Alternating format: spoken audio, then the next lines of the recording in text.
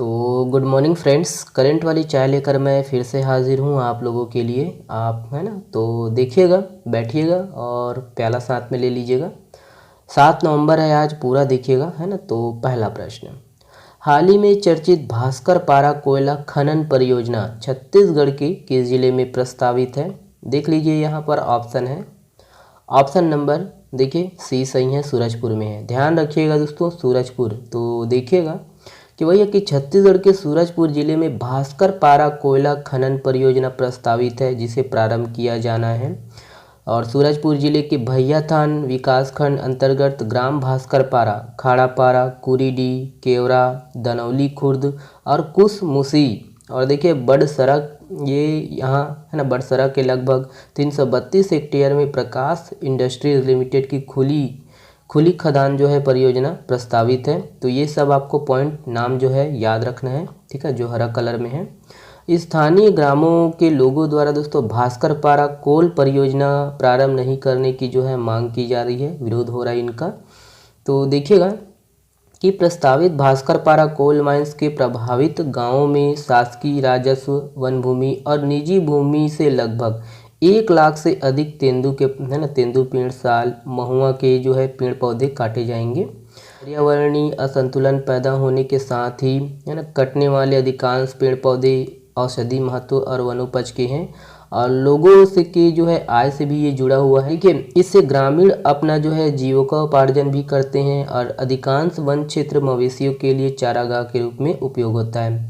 तो ये सब पॉइंट आपको याद रखना है, ठीक है। ये है हाल ही में चर्चित पुजारी, है ना, हाल ही में चर्चित पुजारी कांकेर गांव जो धर्मराज युधिष्ठिर की गुड़ी के लिए चर्चा में है, यह किस जिले में स्थित है? तो ऑप्शन है यहाँ पर, देख लीजिए।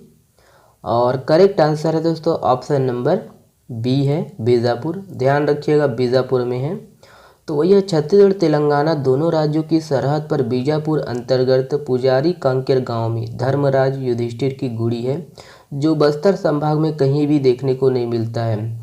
और यहाँ हर दूसरे वर्ष दोस्तों विशेष अनुष्ठान होता है, ध्यान देना है। और पहाड़ी तराई में बसा पुजारी कांकेर गांव बीजापुर जिला मुख्यालय से लगभग 72 किलोमीटर की दूरी पर है। और वही है कि यहाँ हर दूसरे वर्ष धर्म मंडल के अवसर पर विशेष अनुष्ठान होता है। यहाँ पांडवों का जो है पूजन उत्साह के साथ किया जाता है और एक विशेषता यह भी है कि पंच पांडवों के लिए पंच पुजारियों की प्रथा आज भी यहाँ देखने को मिलता है। और बस्तर भूषण में भी पुजारी कांकेर और इस गांव के समीप पर्वत पर पंच पांडव मंदिर अवस्थित होने का जो है उल्लेख मिलते हैं।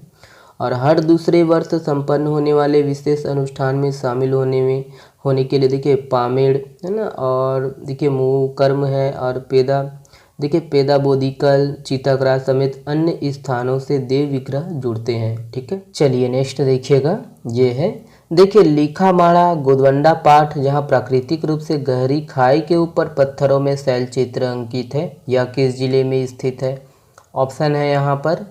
और करेक्ट आंसर है ऑप्शन नंबर बी है, एमसीबी, मनेन्द्रगढ़, चिरमिरी, भरतपुर। ध्यान दीजिएगा, देखिएगा कि कोरिया जिले में वनों की गुफाओं और तलहटियों में कई पत्थरों पर शैल चित्र है, जो गहरे लाल, खड़िया, गेरू रंग में अंकित है। गुरु घासीदास राष्ट्रीय उद्यान 3 जिलों, याद रखिएगा, कोरिया, एमसीबी, सूरजपुर से घिरा है। और इस राष्ट्रीय उद्यान में वन्य प्राणी, वनस्पति, जड़ी बूटी, पत्थर, चट्टान, नदी नाले के अलावा प्राचीन ऐतिहासिक दुर्लभ चीज़ें भी मौजूद है। याद रखना है कि एमसीबी जिला अंतर्गत विकासखंड भरतपुर के गुरु घासीदास राष्ट्रीय उद्यान के परिक्षेत्र में लिखामाड़ा और गोदवंदा पाठ अन्य दर्जन भर जगहों में प्राकृतिक रूप से गहरी खाई के ऊपर पत्थरों में शैल चित्र अंकित है, जिसमें प्राचीन मानव सभ्यता की पहचान दिखती है। और इन भित्ति चित्रों की भाषा शैली को आज तक कोई पढ़ा नहीं गया है, ठीक है, कोई पढ़ नहीं पाया है। ओके, चलिए ये वाला प्रश्न देखिएगा, इम्पोर्टेंट है। तो राजधानी रायपुर के कलेक्ट्रेट परिसर में स्थित टाउन हॉल को अब किस नाम से जाना जाता है? ऑप्शन है यहाँ पर, करेक्ट आंसर है ऑप्शन नंबर ए है, वंदे मातरम भवन। ध्यान दीजिएगा, देखिएगा कि राजधानी रायपुर के कलेक्ट्रेट परिसर में स्थित टाउन हॉल को सन 1889 में इंग्लैंड की महारानी विक्टोरिया की रजत जयंती के अवसर पर बनवाया गया था। और अब जो है इनका नाम है ना वंदे मातरम भवन कर दिया गया है। ध्यान देना है। इसका निर्माण जो है छत्तीसगढ़ के राजाओं से मिले चंदे से करवाया गया था। देखिएगा दोस्तों कि आचार्य रविंद्रनाथ मिश्र के अनुसार 1907 में इसी हॉल में कांग्रेस का जो है प्रांतीय अधिवेशन पंडित रविशंकर शुक्ल के नेतृत्व में रखी गई थी और इसमें वामन राव लाखे, दादा साहब खारपड़े सहित कई स्वतंत्रता संग्राम सेनानी शामिल हुए थे। तो 23 मार्च 1907 है, याद रखना है। ठीक है, अध्यक्ष कौन थे दोस्तों, आप कमेंट्स करके बताइएगा इनके। तो बैठक में वंदे मातरम गीत को लेकर चर्चा हुई और इस बीच स्वतंत्रता संग्राम सेनानियों में गाने को लेकर वैचारिक मतभेद भी हुए, लेकिन बैठक में सभी ने इस गीत पर सहमति जताई, जिसके बाद पहली बार इस हॉल में वंदे मातरम गाया गया। ध्यान रखना है। अगला ये प्रश्न है, देखिए हाल ही में आज़ाद भारत के पहले मतदाता मास्टर श्याम शरण नेगी का निधन हो गया। वह किस राज्य से थे? ऑप्शन है यहाँ पर, और करेक्ट आंसर है दोस्तों ऑप्शन नंबर बी है, हिमाचल प्रदेश। ध्यान देना है कि देखिए आज़ाद भारत के पहले मतदाता मास्टर श्याम शरण नेगी का निधन हो गया है। वह 106 वर्ष के थे। देखिएगा कि वह हिमाचल प्रदेश में किन्नौर जिले के कल्पा के रहने वाले थे। वह पहली बार 1951-52 में देश के जो है पहले चुनाव में पहला वोट दिया। उनका अंतिम संस्कार राजकीय सम्मान के साथ किया गया था। ओके, ये वाला प्रश्न इम्पोर्टेंट है, ध्यान से सुनिएगा इसको। छत्तीसगढ़ का चौथा लक्ष्मण झूला किस नदी पर बनाया जाएगा? ऑप्शन है यहाँ पर, और करेक्ट आंसर है ऑप्शन नंबर सी है, शिवनाथ नदी पर बनाया जाएगा। ध्यान देना है। देखिएगा कि खारून है ना, रायपुर की खारून नदी की तर्ज पर दुर्ग जिले में शिवनाथ नदी के महमरा घाट पर भी लक्ष्मण झूला बनवाया जाएगा और महमरा छोर पर गार्डन कैफेटेरिया के साथ फाउंटेन भी बनाया जाएगा। यह छत्तीसगढ़ का चौथा लक्ष्मण झूला होगा। झूले की जो है लंबाई करीब 250 मीटर होगी और यह 3 मीटर चौड़ा होगा।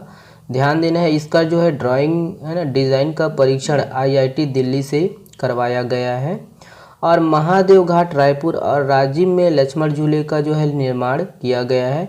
खारून नदी पर भी पाटन के ठाकुराइन टोला में लक्ष्मण झूला का निर्माण किया गया है। तो इस प्रकार 1, 2, 3 और जो महमरा घाट में बनेगा वो 4। ठीक है, ध्यान देना है। देखिए ये वाला प्रश्न आप लोगों के लिए है, आप जो है इसका जवाब कमेंट्स में करिएगा। छत्तीसगढ़ में बुजुर्गों, दिव्यांगों और तृतीय लिंग समुदाय के लिए कौन सा हेल्पलाइन नंबर की शुरुआत की गई है? देखिए ऑप्शन और कमेंट्स में करिएगा। चलिए, आप हमसे जुड़ सकते हो टेलीग्राम चैनल से, इंस्टाग्राम से है ना, और फेसबुक से। अच्छा लगे तो दोस्तों वीडियो को लाइक करिएगा, चैनल को सब्सक्राइब करिएगा। चलिए, बहुत बहुत धन्यवाद।